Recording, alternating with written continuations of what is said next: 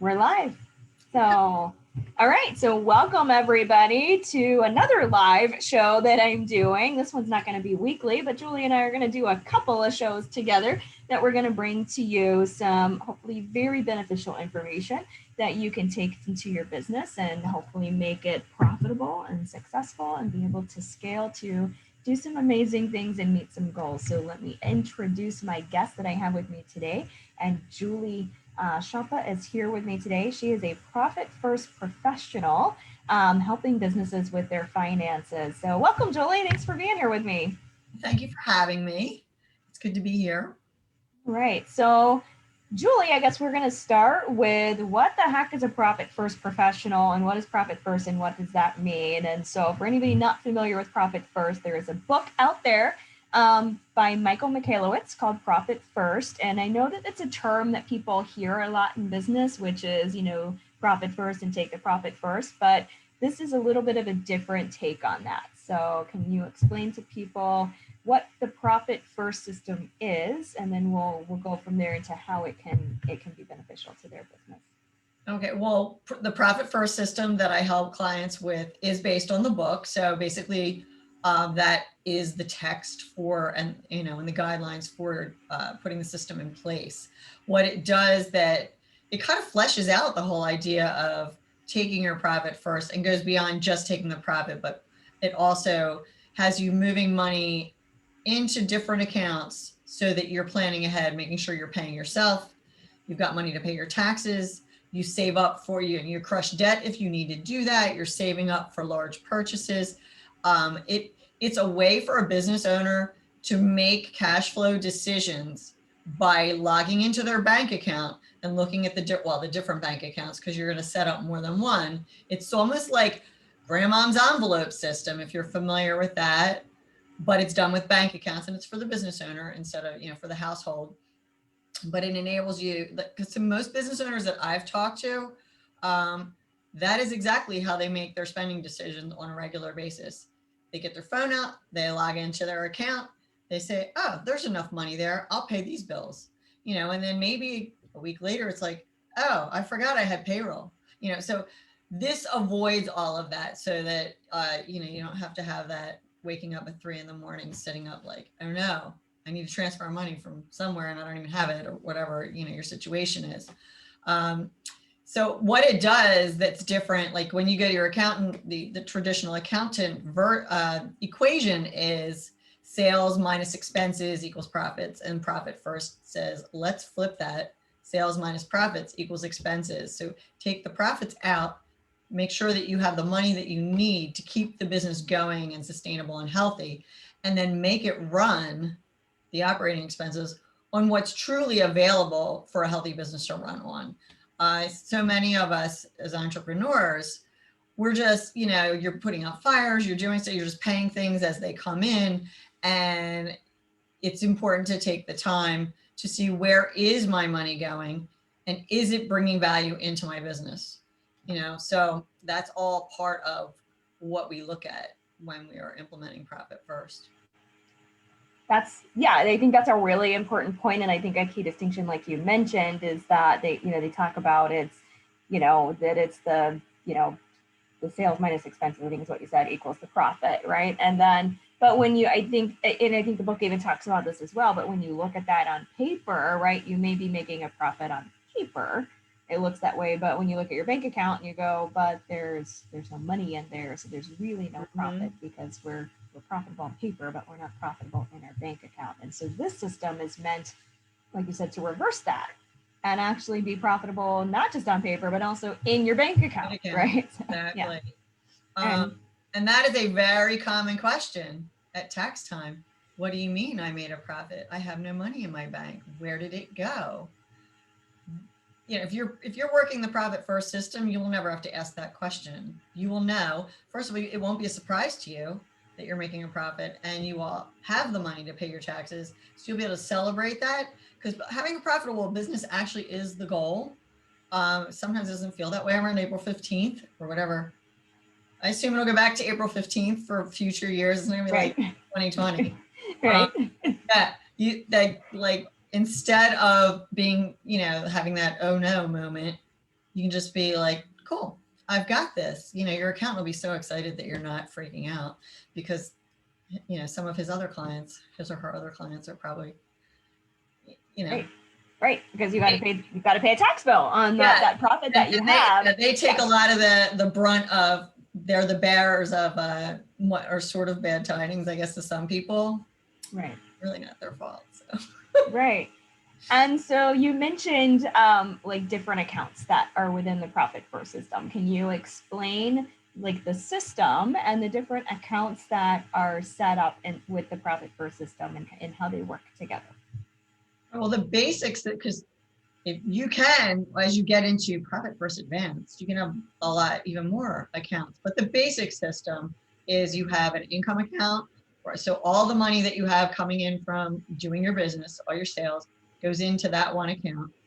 And then periodically, they recommend 2 times a month, the 10th and the 25th is typical.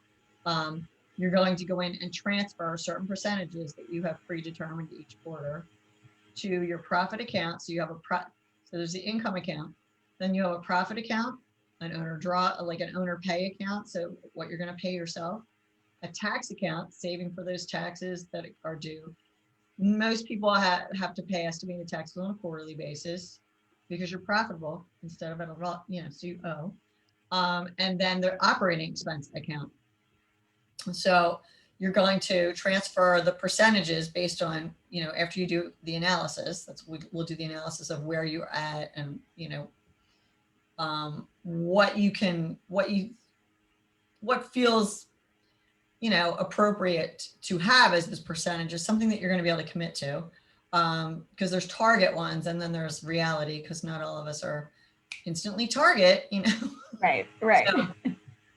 So there's basically the basic 5 accounts that you would set up in your bank, and they don't all have to be checking accounts. Some of them can be savings accounts because you're not going to be writing checks, you're just going to be transferring.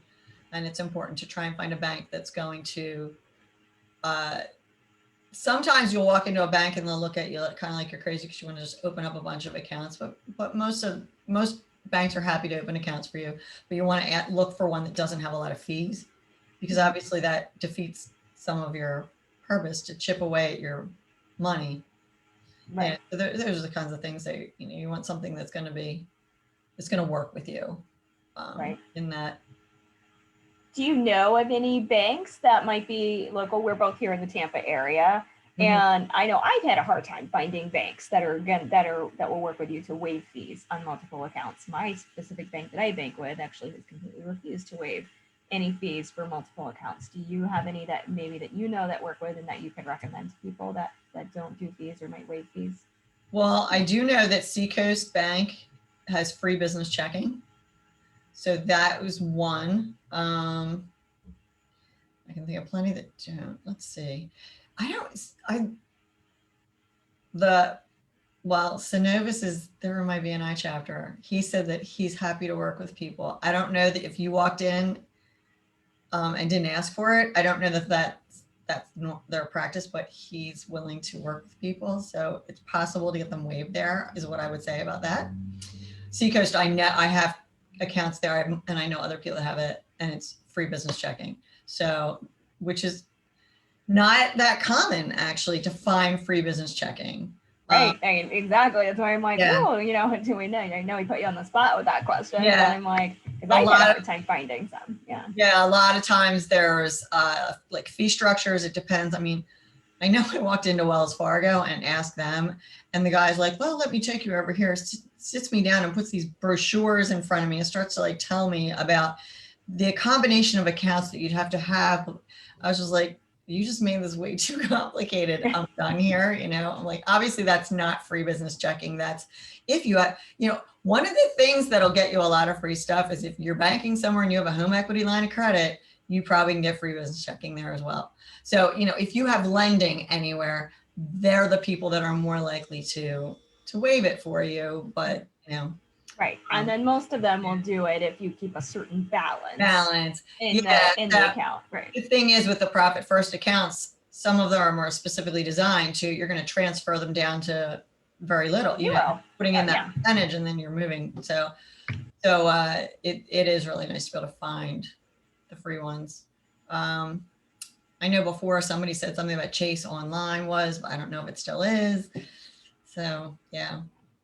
And one of the things that I remember in the Profit First book, and I remember it because it's probably one of the few things in Profit First that I did implement and keep up from the Profit First system, because as much as I actually do love the Profit First system, I think it's amazing. I will say it's one of the things that I have fallen short on implementing in my own business right now. So we'll be working on that together at some point in the future to get that done. But the one thing I did do, and I love about the book and that they talk about in the system, is the out of sight, out of mind accounts. Mm-hmm. And I have found that to be so effective. So you've got your main accounts, right? I think you've got that income account and the operating expenses account that you've got that is at your main bank. And then they suggest that you go to another bank for a couple of accounts that are out of sight, out of mind, so that you can't touch that money. So can you explain what those out of sight, out of mind accounts are and what they're for and why that's so important? That's usually the profit account and the tax account, because it just makes it so much more inconvenient to tap that money. It's really tempting if you have everything in the same bank and you can just transfer. It's like, oh, I need a little bit more money to buy this or to cover that. And it's just so easy to transfer it. The point is, if you don't allow yourself to do that, you'll start to get more creative in how you can really make your business run, leaner, or just really more effective is really what, because it's amazing the things that you don't really need when you're given here, you're only allowed to use this amount. Let's get creative. And you can really do a lot with that. And then it plays out later when you haven't touched those accounts. All of a sudden there it is. I mean, for me, when I first read the book and realized that, did my analysis, I was at a point where I wasn't profitable. So it wasn't like, oh, let me just put the 10% over, how the heck am I going to do this? And one of the things that Mike says, and that's exactly what I did, is it's like, just take 1%. You'll never miss 1%. Just put 1% away. Just start with that. Don't worry about anything else. And then don't touch it. So for a year, I put 1% away, and lo and behold, at the end of the year, there's this chunk of money sitting there. It was like magic money. That's how it felt, So it's like, okay, it really does work, and it really is possible. If you start small enough that you barely feel it, sometimes that's what you need to do. It depends where you're at. I mean, I've worked with other people that they're putting like 40% in their profit account. I was like, well, what else might you want to do with that? Even if you're amassing enough, then we need to look at, what are you going to do with that money? How do you want to invest it? Or, what are your goals with it? Because it's almost like that's a lot for the profit piece. I mean, it should, it's like, do you want to buy another company, or do you want to, what type of thing? So it's, as you're looking at the different numbers, different people are in different places, but having it set up makes you look at the numbers, and then you think about the things that you should be, everyone should take some time that working on your business instead of just in it. That's part of it, is looking at your money and where it's going and making sure that you're going in the direction you want, you're pursuing the goals that you want, that type of thing. And Profit First makes it really easy to look at that yourself and plan with, yourself, your team. And you don't have to sit down and try and understand all the nuances of the profit and loss, the balance sheet, which of course they're really useful to look at as well, but they don't tell you the whole picture of cash flow. As we said in the beginning, you can have a profit, but not have money in the bank where you need it. So there's like more to it. Right. And you talked about getting into the Profit First Advanced, and we won't necessarily go completely all into the advanced, but the one thing that I loved about it, as you do get into the system, and like you said, you've got somebody that puts 40% into a profit account, which is a lot for a profit account to go in there. And so then the system starts to look at, well, exactly what you said, what other things can you do and what other goals can you do? And what I love about the system is that there's no limit to the different accounts that you can set up, right? So at one point, I had like the rainy day account, right? So it's the money that you're going to start putting into that account for what if the copier breaks, or you need new computers in 2 years, or, those things, that those expenses that you're not you don't want to take a big hit on, but they're going to come up at some point. So you have that kind of rainy day account, so that, like you said, people just look at their account sometimes, they've got one account, maybe two, and they go, oh, look, I've got, $10,000 in the account. We can go buy new computers, not thinking that next week, $12,000 is going to come out in payroll, and they've gone out and bought new computers now. So, Yeah. So it helps for that. And then, or like maybe you want to take your team, like one of my goals is to be able to take my team on trips, right? So we meet all of our business goals and things that we can do, that we can take trips, one big trip every year, and then also do something every quarter. So having that, like employee benefit, or that fun account, which I just think I label it fun account, so we can have some fun and start saving for that. And so, and start looking at those things. And so you can really start to have some fun actually with your accounts. And for me, I think it's fun to start looking at accounts to go, oh my gosh, I got this money and things that we can do, and then start planning. And so, but you're right, when you read the book, it can be a little bit daunting if they say, put 10% in this account, and you go, I'm negative every month already anyway. Where's that 10% going to come from to be able to meet my goals? But one of the things that I love that the book makes you really sit down and do first is go through your expenses, right? And find out where you can cut, because so many people are spending so much money on things that they don't even realize are just coming out of the accounts every single month. I think we talked about that, right? Like you've got magazine subscriptions or things, and they may only be a few dollars, but if you've got a lot of those few dollar things adding up, that can really cut back some expenses and things that you might be able to cut. Yeah. And if you're not using them, I mean, that's you just shouldn't have it hanging on there. One of the things that, one of the suggestions for doing that, because how you have a lot of auto pays potentially connected to an account, and you don't really feel like calling all those people necessarily. Right. One of the ways that you can stop it all is close that account, or just, get rid of that card. Say I lost my card or whatever, I need a new card, and or change the account, and it will trigger all of those payments not to go through. So then they will reach out to you, and you can just decide then, no, I don't want to renew. No, I'm not going to give you the payment information. I was like, that's genius, because you don't have time to look through all of them. And that's something I've done for clients. They've said, I want you to get rid of all the, give me a list of everything I have. We're going to get rid of this stuff. It's time consuming to do that.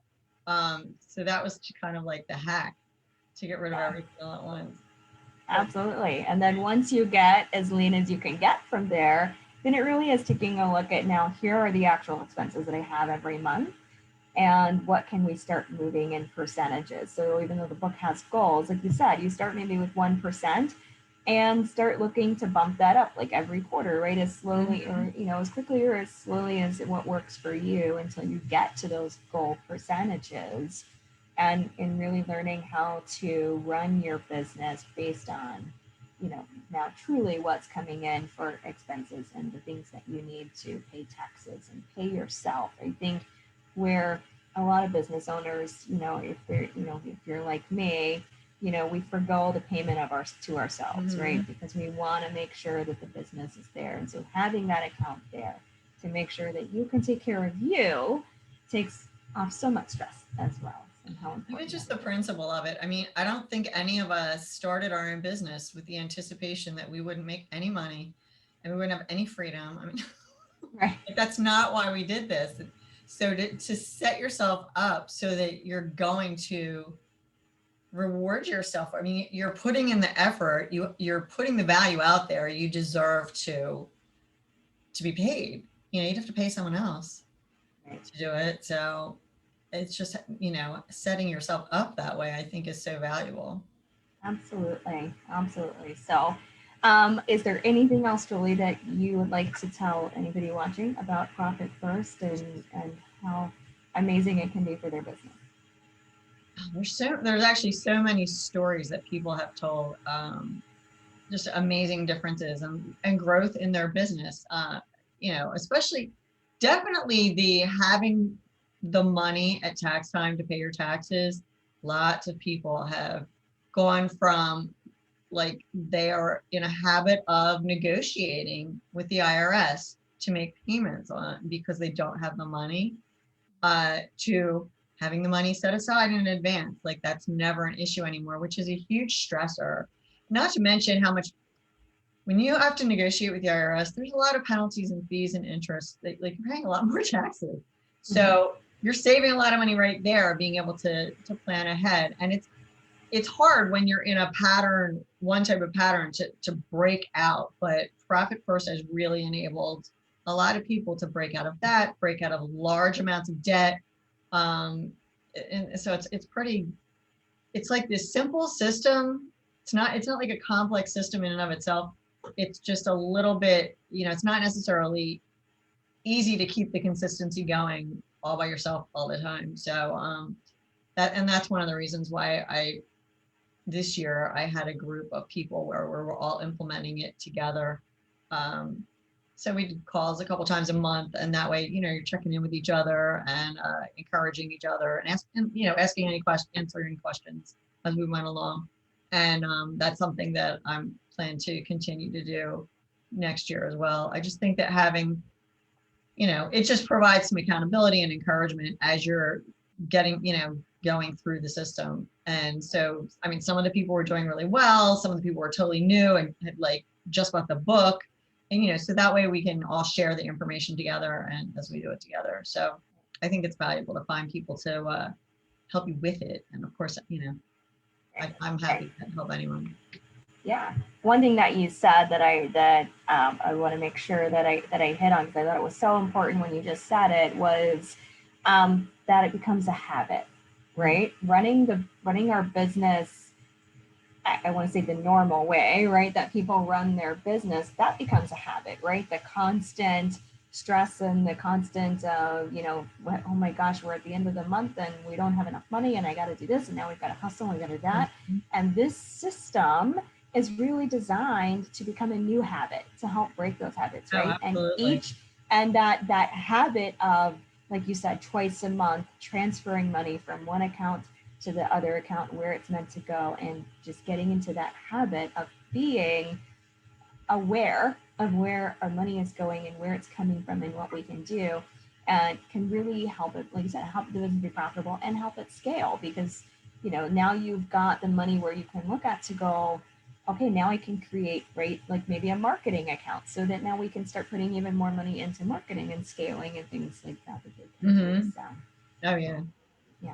And so anything else that you think would be important for anybody to know? Well, I mean, one of the things for me because cutting the expenses is can be, for me, even when I went through that, the big expense that I cut originally was I got rid of an employee that I had that basically she was making the entire amount of my profit from the prior year. And so clearly I couldn't afford her. So that was a big, easy cut. But then after that, I'm like, I actually need everything. So now what? And then after that, you get to turn to, who are my clients? What services do I offer? What products do I offer that bring in the most money? So for me, that's the more fun part. You go through the like challenge of cutting your costs, and then and all, which is important, but the more fun part to me is like, all right, how can we bring more money in? Looking at the whole picture, because you can't just focus on that. That's what Profit First is like. Let's look at the whole picture. Right. But that's definitely the fun part, is like, all right, who pays me really well that I love to work with? Right. Where do I go find more of those people? Yeah, absolutely. That's like the fun part.